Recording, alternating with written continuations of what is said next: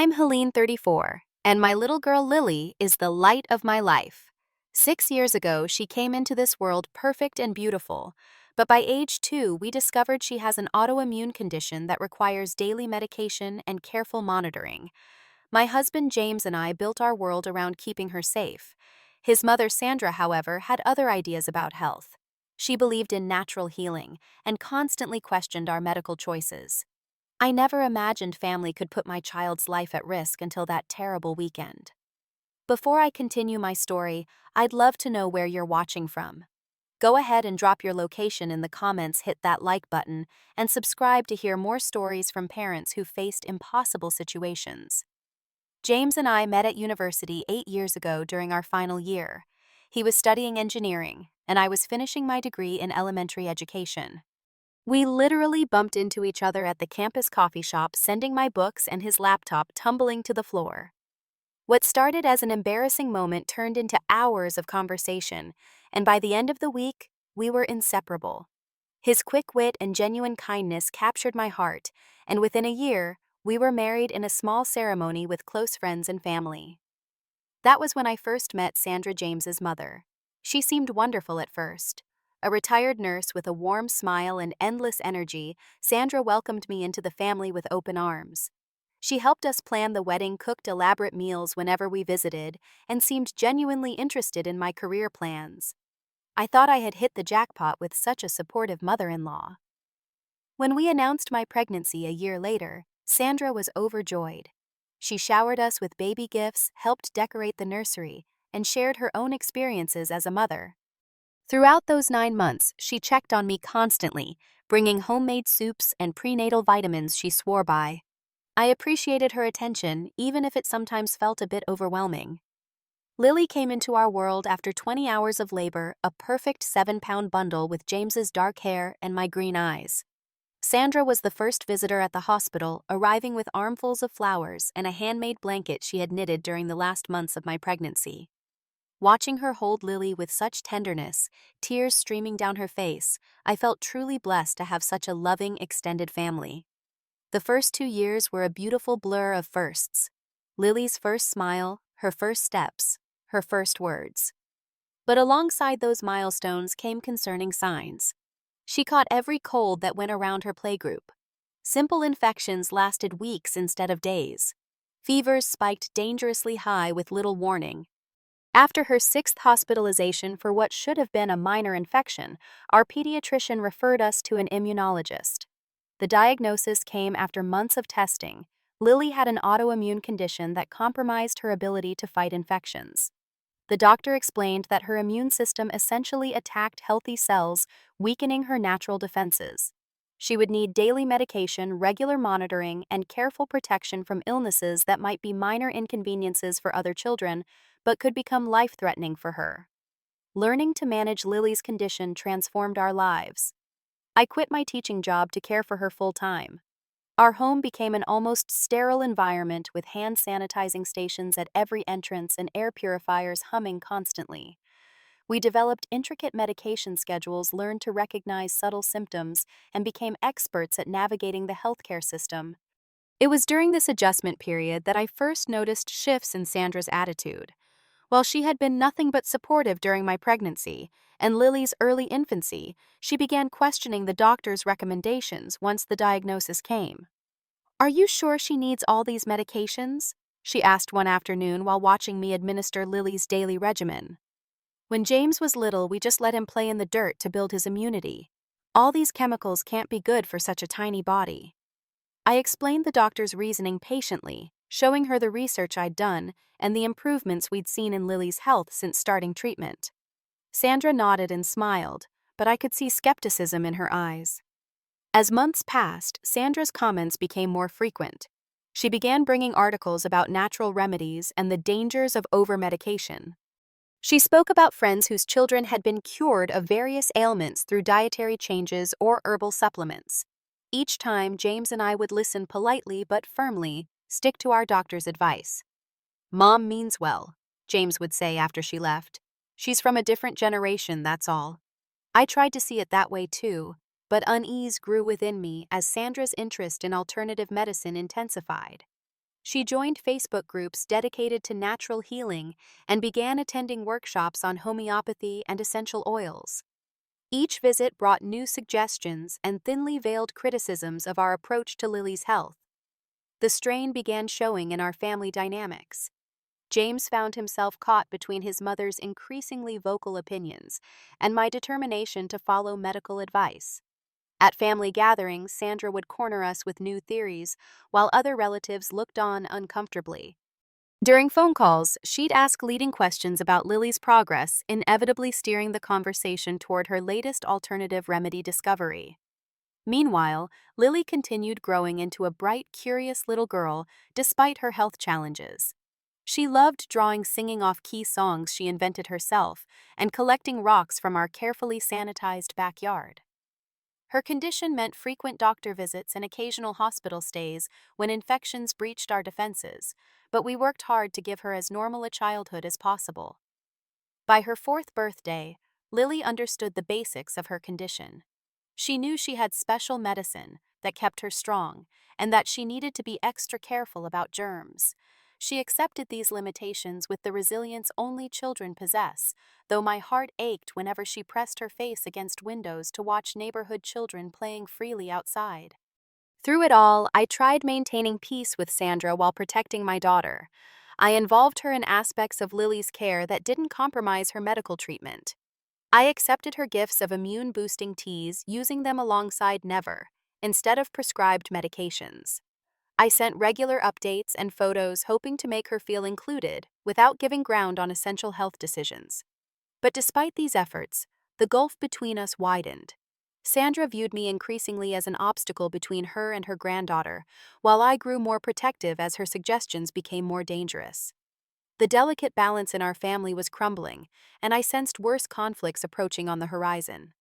The real trouble began the summer after Lily turned 5. Sandra started sending me multiple articles each week about vaccine dangers and immune-strengthening protocols. These weren't just from questionable health blogs anymore, but links to conspiracy websites with frightening misinformation. When I politely thanked her but explained we followed our immunologist's advice, she began sending the same links to James, adding comments like, "Your wife won't listen to reason, but maybe you will." Lily's 5th birthday party became a flashpoint.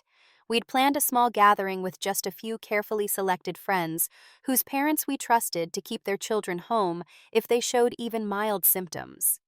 The menu accommodated Lily's dietary restrictions with treats that looked festive but wouldn't trigger her sensitivities. Sandra had promised to bring the cake, which I specifically requested be dairy-free due to Lily's recent reactions.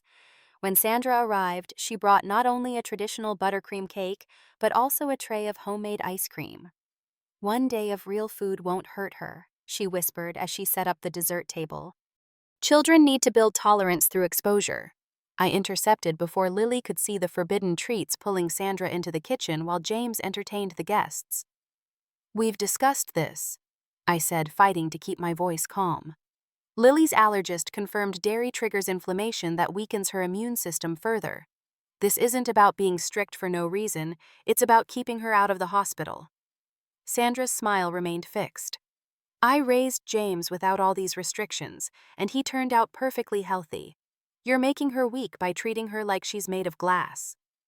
James walked in mid-conversation, and seeing the tension actually supported me for once.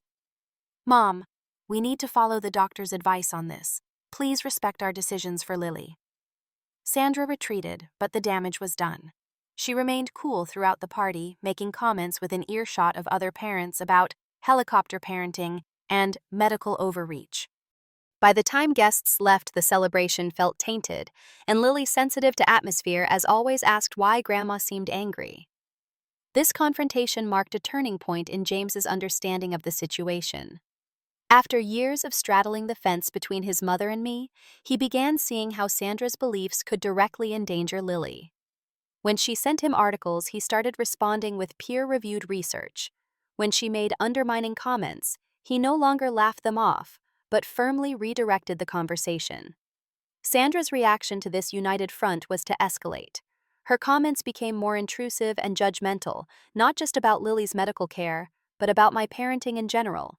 She criticized everything from Lily's carefully planned diet to her limited playdates to the educational apps we used during her recovery periods. The constant defense of our parenting decisions took a toll on my mental health. I began dreading family gatherings, anticipating Sandra's next attempt to undermine us. Sleep became elusive as I lay awake rehearsing responses to her potential arguments. Even successes in Lily's health were shadowed by wondering how Sandra might twist them to support her narrative. Things came to a head at James's family reunion that summer. While I was helping serve food, I overheard Sandra in intense conversation with James's aunt and cousins. "Poor Lily is probably sick so often because of overmedication," she was saying. "Helene means well, but she's been brainwashed by pharmaceutical companies. Those medicines are suppressing Lily's natural healing abilities." I froze, plate in hand, as she continued. "I've tried suggesting alternatives, but Helene won't hear it. She's got James convinced too. I worry about what all those chemicals are doing to my granddaughter's developing body." The group hadn't noticed me standing there, and I quietly stepped away, hands shaking. When I told James what I'd heard, his face darkened with anger I rarely saw. "That's enough," he said. "We need to set clear boundaries with my mother." That night, we had a lengthy, difficult conversation with Sandra. James took the lead, explaining that while we respected her concern for Lily, spreading misinformation about her condition and treatment undermined not just our parenting, but potentially Lily's trust in the medical care keeping her alive. "From now on," he stated firmly, "we need you to keep your alternative health opinions to yourself. If you can't support our decisions for Lily's care, we'll need to limit your time with her." Sandra's face crumpled in a display of hurt that once would have made me backtrack. But remembering her words at the reunion strengthened my resolve. "We love you," I added, "and we want you in Lily's life, but her health has to come first." Sandra tearfully agreed to our terms, and for several weeks she seemed to comply. She asked questions about Lily's treatment without offering alternatives. She refrained from sending articles. She even praised Lily's resilience during a minor health setback. But subtle signs of resistance remained. She began speaking directly to Lily about health matters, carefully phrasing things to avoid our explicit prohibitions while still planting seeds of doubt. "Grandma's special tea makes you strong in ways your other medicine can't," she'd say when we were within earshot. Or, "When your daddy was little, he never needed all these doctors because Grandma knew the right foods to keep him healthy." These comments increased my anxiety when Lily visited her grandmother's house. I began making excuses to tag along on what had previously been special grandparent time, earning resentful glances from Sandra and confusion from Lily. The final straw came when we discovered Sandra had been giving Lily herbal supplements during visits. Lily innocently mentioned Grandma's special green medicine that tasted terrible but would make me strong like Daddy. When confronted, Sandra admitted to giving Lily a mixture of echinacea elderberry and other herbs without our knowledge or consent. "I wasn't replacing her medication," she defended herself. "Just boosting what the doctors are doing." James was livid. "You've been medicating our daughter behind our backs. Do you have any idea how these untested supplements might interact with her prescription medications?" After this incident, we established even stricter boundaries. Lily would not visit Sandra's home without one of us present. Any gifts, food, or drinks from Sandra would be inspected before reaching Lily, and at the first sign of boundary crossing, we would leave immediately. Sandra responded with tearful accusations of cruelty and emotional manipulation. "You're turning my granddaughter against me," she sobbed during one particularly difficult phone call. "I only want what's best for her, and someday you'll see I was right." Despite the conflict, part of me still hoped for reconciliation. Lily adored her grandmother, and despite everything, Sandra clearly loved her. I wanted to believe we could find middle ground where Sandra could be part of our lives without endangering Lily's health. That misguided hope would soon lead to the worst decision of my life. 2 months after the supplement incident, Sandra called with an unusual request. Her voice sounded different, humbler, almost contrite. "I've been doing some reading," she said. "Actual medical journals this time, not just online articles. I think I understand better now why Lily's condition requires such careful management." I remained skeptical but listened as she continued. "I'd like a chance to show you both that I can follow your rules. Would you consider letting Lily spend the weekend with me during her school break next month? James's cousins will be visiting with their children, and I thought Lily might enjoy the company. My immediate instinct was refusal, despite Sandra's new tone trust had been too deeply broken. But before I could respond, she added, I promise to follow her medication schedule exactly as you've written it down. No supplements, no alternative treatments, nothing you haven't explicitly approved. Just quality time with her grandmother and cousins. When I hesitated, Sandra's voice grew softer. I miss her, Helene, and I'm trying to understand. Please give me a chance to prove I can respect your boundaries. I told her I needed to discuss it with James first and ended the call with my stomach in knots. That evening, I shared Sandra's request, expecting James to dismiss it immediately. Instead, he seemed thoughtful. Maybe this is progress. Mom hasn't sent any alternative health articles in weeks, and she actually asked about Lily's new immunologist without suggesting we try naturopathy instead. You can't seriously be considering this, I replied. After everything she's done. James sighed, running a hand through his hair. I know my mother crossed lines, but she's still Lily's grandmother, and if she's genuinely trying to change, cutting her off completely might be too harsh. We discussed it for days. James believed giving Sandra this chance might help heal the family rift, while showing her we were serious about our boundaries. I remained unconvinced, but began to wonder if my protectiveness was becoming excessive. Just one weekend, James said finally. We'll give extremely detailed instructions, check in constantly, and at the first sign of trouble, we'll go get Lily immediately. Against my better judgment, I agreed. The look of pure joy on Lily's face when we told her about the upcoming cousin sleepover at Grandma's house further quieted my doubts. She had few opportunities for normal childhood experiences like sleepovers, and I hated denying her this excitement. In the weeks leading up to the visit, Sandra was model grandmother.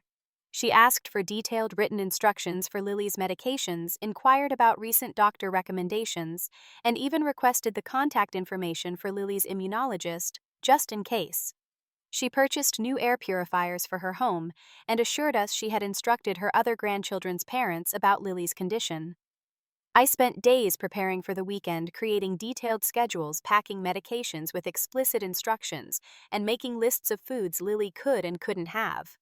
I wrote out symptoms to watch for and what to do if Lily showed even minor signs of illness.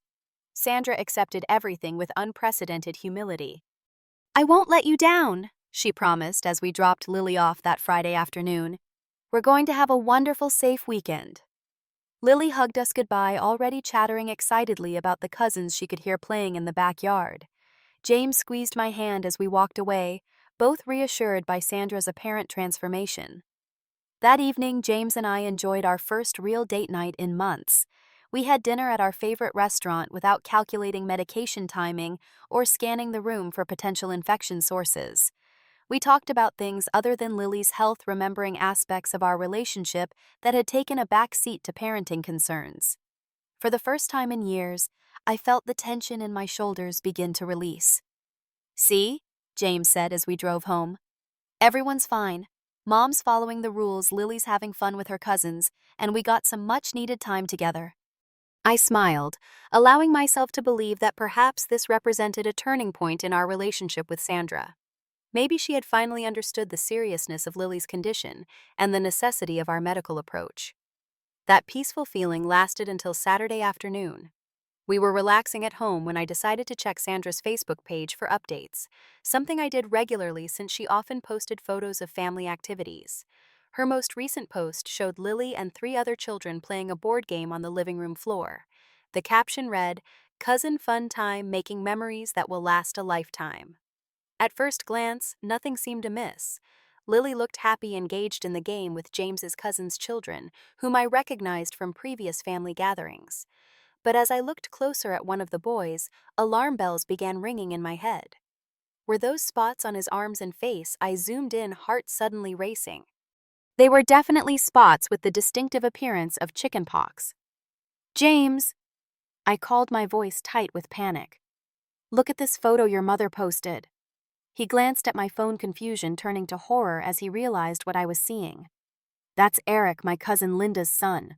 Those look like chickenpox spots. I was already dialing Sandra's number, hands shaking so badly I could hardly hold the phone. The call went straight to voicemail. I tried again with the same result. "She's not answering," I said, grabbing my purse. "We need to go there now." The 20-minute drive to Sandra's house felt like the longest of my life. James repeatedly called both his mother and his cousin, getting no response from either. Meanwhile, I was mentally calculating the worst-case scenarios, knowing that for an immunocompromised child like Lily, chickenpox wasn't just uncomfortable, it could be life-threatening. "She wouldn't do this deliberately," James kept saying, though his white-knuckled grip on the steering wheel betrayed his own fear. "There must be some misunderstanding." I couldn't bring myself to respond.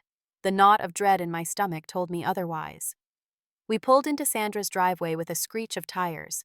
Before James had even turned off the engine, I was out of the car and running toward the house. The sound of children's laughter drifted from the backyard, a chilling counterpoint to my rising panic. Sandra was sitting on her patio, calmly drinking iced tea while watching 4 children play in a small wading pool. My eyes immediately went to Lily, searching for signs of illness, then to the boy from the photo. Up close, there was no mistaking the chickenpox covering his arms, face, and chest. Another child, a girl slightly older than Lily, showed similar spots, though fewer in number. "What's going on here?" I demanded, rushing to the pool and calling Lily to come out immediately. Sandra looked up surprised, but not alarmed. "Helene, James, we weren't expecting you until tomorrow. The children are having such a wonderful time." James stepped forward, his voice tight with controlled anger. "Mom, why is Eric covered in chickenpox, and why is Lily playing with him?" Sandra set down her glass with deliberate calm. "Oh, that Linda mentioned the children had a mild case, but they're past the contagious stage." The casual dismissal in her tone made my blood run cold. I wrapped Lily in a towel, quickly checking her skin for any signs of spots while trying not to frighten her. "Past the contagious stage," James echoed in disbelief. "Those spots are still fresh, Mom. You know chickenpox is contagious until every blister has crusted over." Sandra's expression hardened slightly. "You two are overreacting as usual.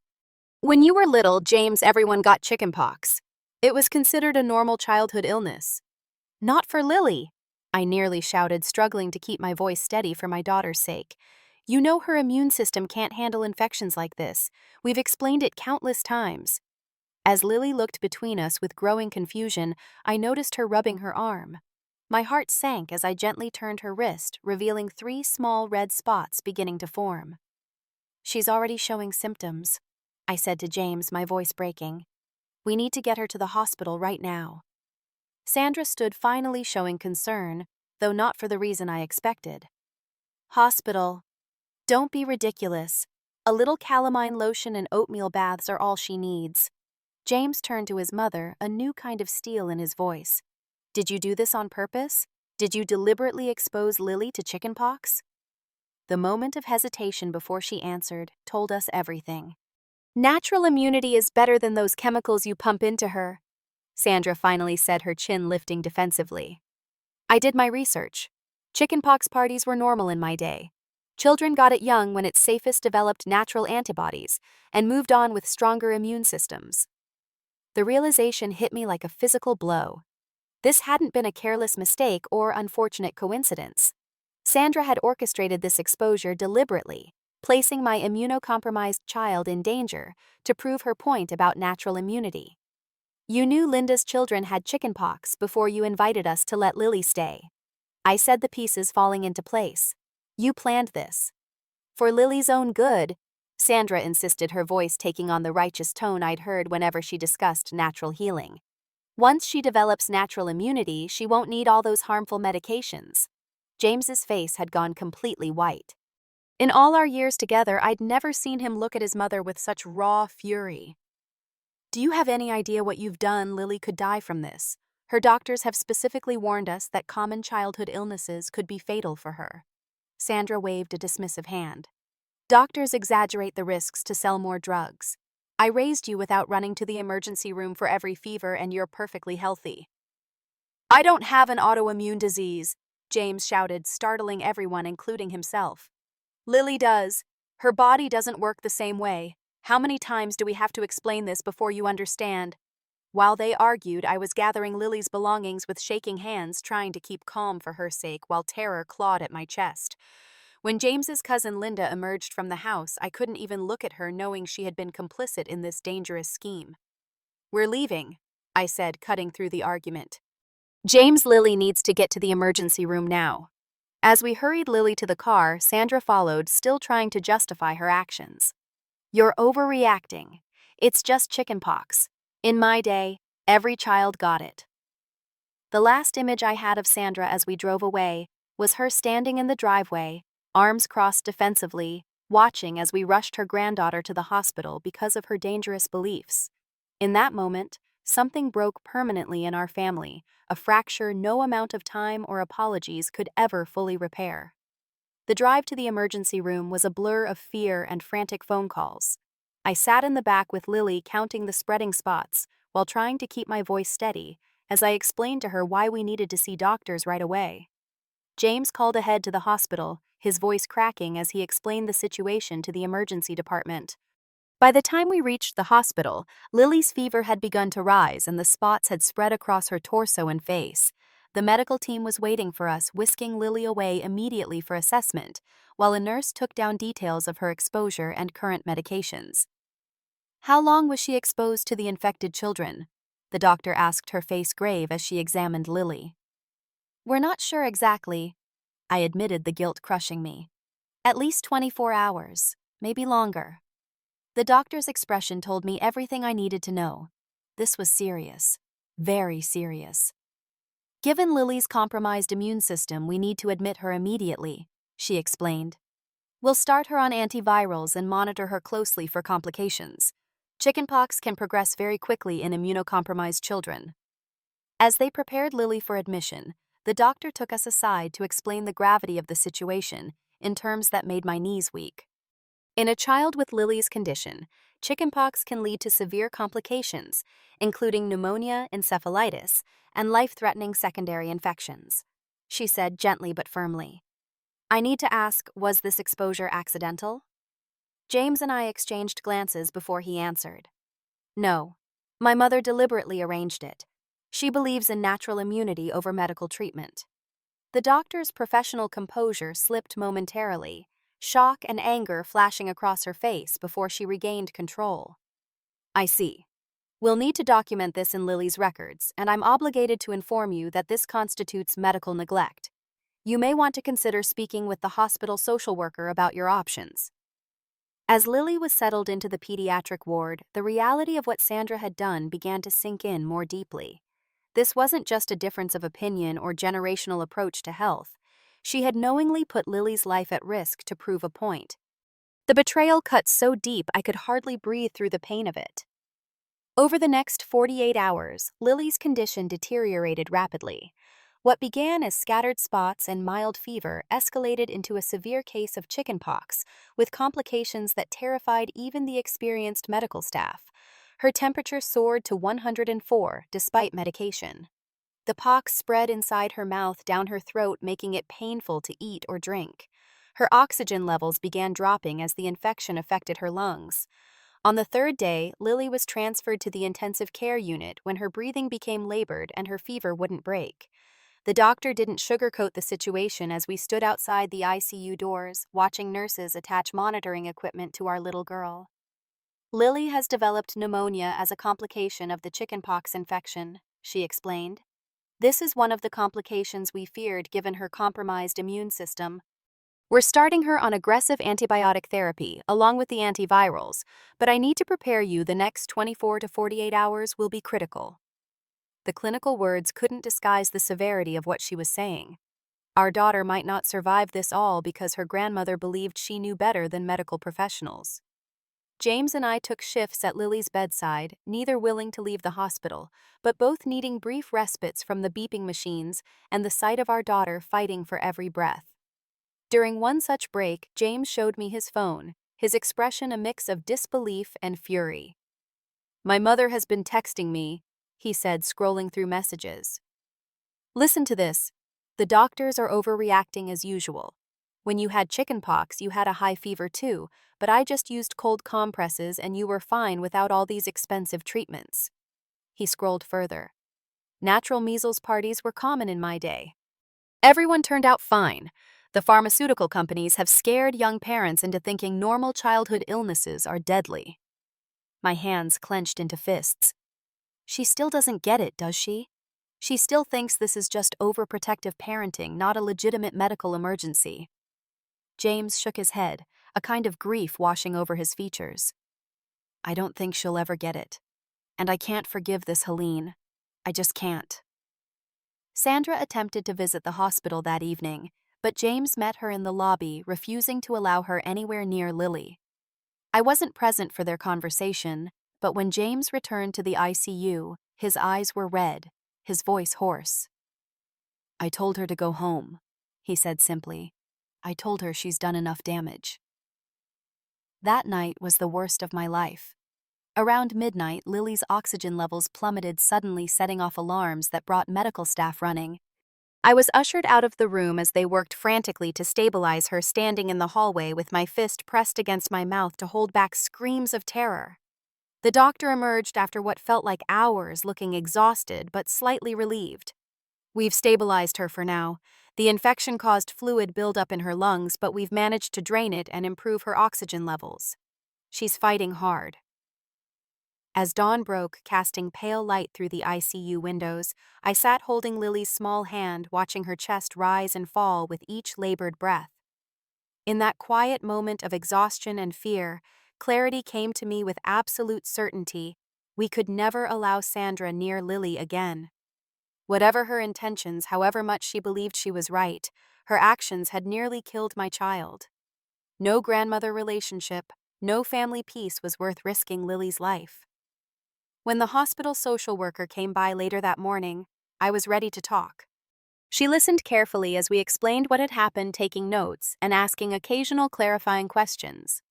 What you're describing could be classified as medical neglect and potentially child endangerment, she explained. Your mother-in-law knowingly exposed an immunocompromised child to a virus that posed a significant risk to her health. What are our options? James asked, surprising me with his directness. You could file a police report, she replied. This could result in charges being filed against your mother. At minimum, you might want to consider a restraining order to legally prevent her from having unsupervised contact with Lily. James and I exchanged glances, a moment of perfect understanding passing between us. We want to pursue both options, I said, my voice steady with newfound resolve. Sandra cannot be trusted with Lily's safety. The social worker nodded. I'll help you start that process. In the meantime, the hospital has already documented everything for Lily's medical records, which will support any legal action you choose to take. It was the hardest decision we'd ever made, taking legal action against a family member. But watching Lily fight for her life in that hospital bed, I knew we were doing the only thing possible to protect her. Some lines once crossed change relationships forever. Sandra had crossed the ultimate line by gambling with Lily's life. As if sensing our resolve, Lily began showing the first tentative signs of improvement that afternoon. Her fever dropped slightly, her oxygen levels stabilized, and the doctor cautiously suggested the worst might be behind us. It would be another full week before she left the ICU, and longer still before she could come home. But in that moment, I allowed myself the first fragile hope that we would bring our daughter home alive. Lily's recovery was agonizingly slow. After a week in the ICU, she was moved back to the regular pediatric ward, but remained hospitalized for another 10 days. The chickenpox had ravaged her already compromised system, leaving her weakened and vulnerable to secondary infections that required vigilant monitoring and additional courses of antibiotics. During this time, we began the process of legally protecting Lily from Sandra. With the help of a family attorney, we documented the deliberate exposure and resulting hospitalization. The police took statements from us, the medical team, and even James's cousin Linda, who reluctantly confirmed that Sandra had specifically invited Lily for the weekend, knowing her children had active chickenpox. News of our legal actions spread quickly through the family, creating a painful divide. Some relatives expressed shock and support for our decision, having witnessed Sandra's escalating alternative health obsessions over the years. Others sided with Sandra, accusing us of overreacting and criminalizing what they considered normal grandparental behavior. Sandra herself reacted with stunned disbelief when served with the restraining order. According to James's aunt who witnessed it, she kept repeating, "I was only trying to help.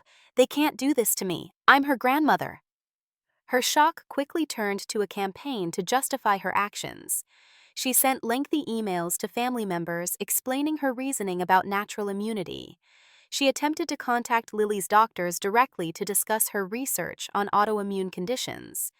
When these efforts failed, she began portraying herself as the victim of overzealous modern parenting and pharmaceutical industry brainwashing. The hardest part was explaining the situation to Lily once she was well enough to ask questions. How do you tell a 6-year-old that her beloved grandmother had deliberately made her sick, that the person who baked her birthday cakes and read her bedtime stories had put her in the hospital? We consulted a child psychologist who advised honesty at an age-appropriate level. Together, we sat with Lily in her hospital room surrounded by get-well cards and stuffed animals. "Sweetheart," I began gently, "you know how you have special medicine that keeps you healthy?" Lily nodded, fidgeting with the ear of a teddy bear. "And you know that certain illnesses can make you much sicker than other children because of your special condition?" Another nod. "Well," James continued, his voice steady despite the pain in his eyes, "Grandma Sandra doesn't believe the doctors about your special condition. She thought she knew better, and she made a very dangerous mistake by putting you near cousins who were sick with chickenpox." Lily's forehead creased in confusion. "But Grandma said it would make me stronger." The innocent comment revealed just how deliberately Sandra had manipulated Lily, and it took everything in me not to show my anger. "The doctors know what makes you stronger," I explained instead. "Grandma was wrong even though she thought she was right. And because she made a choice that put you in danger, we need to take a long break from seeing her." Lily's eyes filled with tears. "Is Grandma in trouble?" James nodded slowly. "Yes, honey. What she did was very serious." "Will I ever see her again?" Lily asked in a small voice. I exchanged glances with James before answering carefully. "We don't know yet. Right now, we need to focus on getting you completely better." As painful as this conversation was, it marked the beginning of a long healing process, not just for Lily's physical health, but for our family's emotional well-being. While Lily recovered in the hospital, support came from unexpected places. Parents of other children with autoimmune conditions reached out after hearing about our situation through mutual friends or support groups. They shared their own stories of family members who didn't respect medical boundaries, offering solidarity and practical advice for protecting vulnerable children. Medical professionals rallied around us too. Lily's immunologist wrote a detailed letter supporting our legal actions and explaining the severe risk Sandra's actions had posed. The hospital ethics committee contacted us to offer resources and support. Even Lily's school nurse sent a handwritten note promising heightened vigilance once Lily returned to class. These gestures reminded us we weren't alone, that protecting Lily wasn't an overreaction, but a necessary responsibility that others understood and supported. The legal consequences for Sandra eventually materialized in the form of probation, rather than jail time, along with a court-mandated education program about child endangerment and medical neglect. The judge made it clear that any violation of the restraining order would result in immediate, more severe consequences. When Sandra left the courthouse after sentencing, reporters asked for her response. Her answer, broadcast on local news, revealed how little she had learned from the ordeal. "I love my granddaughter and was only trying to give her the natural immunity that children have developed for generations. Someday they'll understand I was right."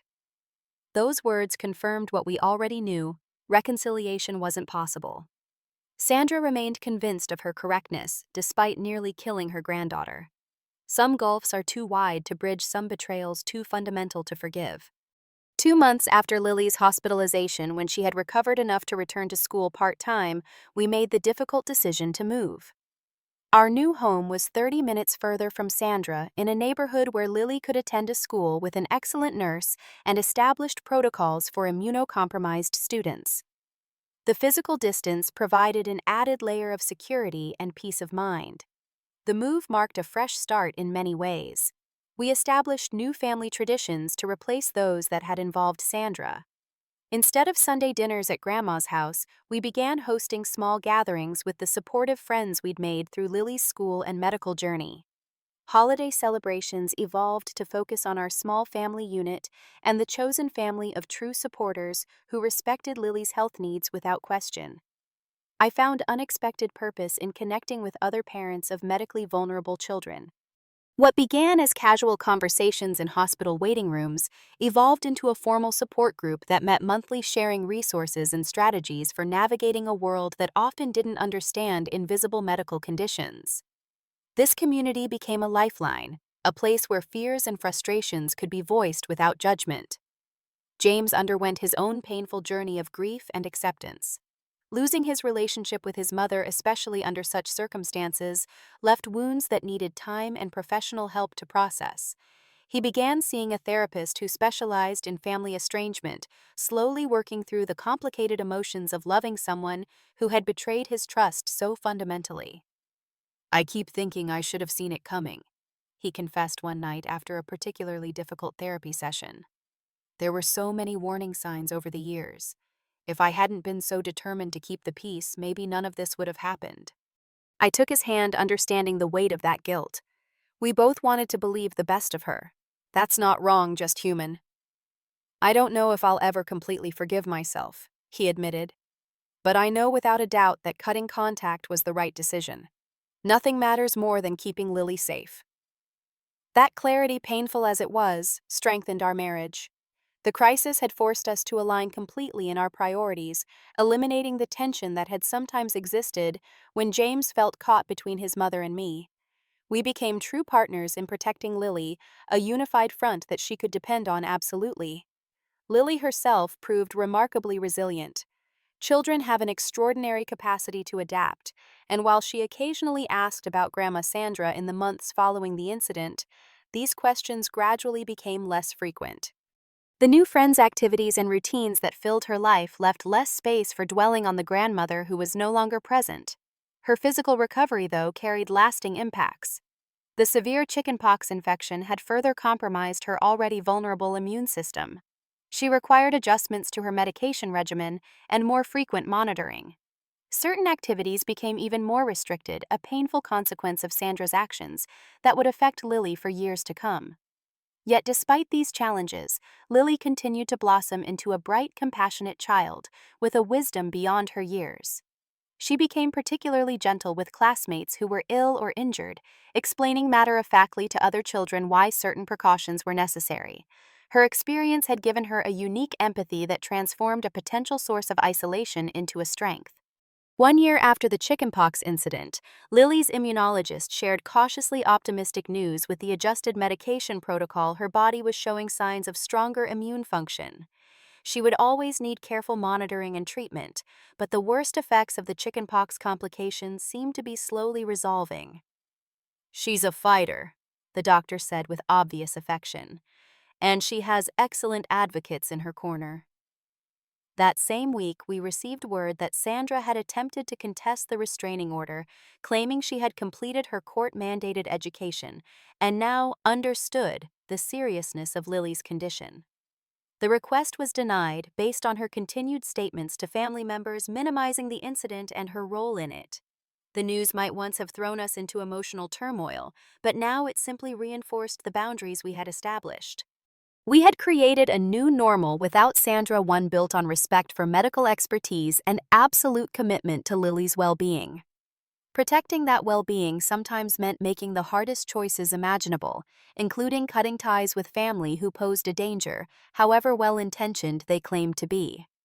Love without respect for boundaries isn't really love at all, but a form of control that can have devastating consequences. As for Sandra, we heard through family that she had doubled down on her alternative health beliefs, now seeing herself as a martyr to medical orthodoxy. She had joined more extreme online groups that reinforced her conviction that she had been right all along. The gulf between our worldviews had grown too vast for any meaningful connection to remain possible. On Lily's 7th birthday, celebrated with a small party of carefully chosen friends and supportive family members, she asked a question that caught me off guard. "Mom, she said as I tucked her into bed that night surrounded by new books and toys. Why do some people hurt others when they say they love them? I sat on the edge of her bed considering how to answer truthfully while respecting her age and emotional needs. Sometimes, I said carefully, people become so sure they're right that they stop listening to others, even people they love. They convince themselves that their way is best even when it actually causes harm. Lily thought about this, her small face serious in the glow of her nightlight. Like Grandma Sandra. Yes, sweetheart, like Grandma Sandra. I'm glad you and Daddy listened to the doctors, she said simply, then yawned. And to me. As I kissed her forehead and watched her drift toward sleep, I felt profound gratitude for the wisdom children sometimes express so effortlessly. Lily had distilled the entire painful experience into its essence. Love means listening, respecting, and putting someone's safety above your own certainty.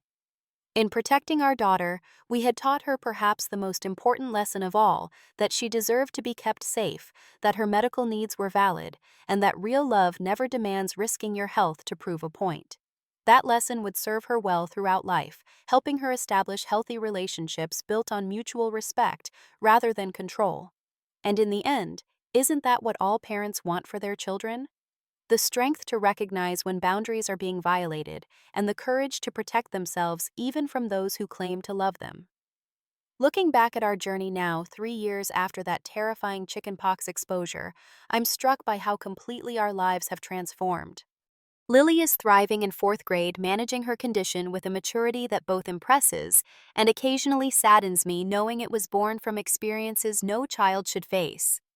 James has found peace with his decision to maintain the separation from his mother, though the grief of that loss will always remain part of him. And I have discovered strength I never knew I possessed, advocating not just for my own child, but helping other parents navigate similar challenges. The most profound lesson from our experience is that protecting our children sometimes means making the hardest possible choices. It means recognizing that not everyone who claims to love them has their best interests at heart, even within our own families. It means standing firm when those boundaries are tested, no matter how painful the consequences. For those watching who might be facing similar struggles with family members who endanger your children's health through misguided beliefs, know that you are not alone. Trust your instincts. Listen to medical professionals. And remember that your primary responsibility is to your child's well-being, not to maintaining family harmony at any cost. Sandra has made multiple attempts over the years to reestablish contact, each time claiming to have changed, while simultaneously revealing through her words and actions that her fundamental beliefs remain the same. Each time we have reaffirmed our boundaries, prioritizing Lily's physical and emotional safety above all else. There are still difficult moments. Holidays can trigger memories of family gatherings before the split. Lily occasionally encounters situations that prompt questions about her grandmother, but with each passing year, these challenges become easier to navigate as our new family structure solidifies. What I want most for Lily is not that she forgets the past, but that she learns from it, the value of boundaries, the importance of trusting science over conspiracy, and the courage to protect herself from those who would harm her in the name of love. These are lessons that will serve her throughout life, helping her build relationships grounded in mutual respect rather than control or manipulation. If our story resonates with you, if you've faced similar challenges with family members who dismiss medical advice or endanger vulnerable loved ones, please share your experiences in the comments. Has someone in your family endangered your child's health based on misinformation? How did you handle it? What boundaries did you establish? Your story might help someone else facing similar difficult decisions. Before you go, please like this video and subscribe to the channel for more stories about navigating complex family dynamics and protecting vulnerable children. Hit the notification bell to be alerted when new videos are posted. Thank you for listening to our story. May it give strength to others who find themselves making the heartbreaking choice between family peace and their child's safety. Remember that true love protects, respects boundaries, and never asks someone to risk their health to prove a point.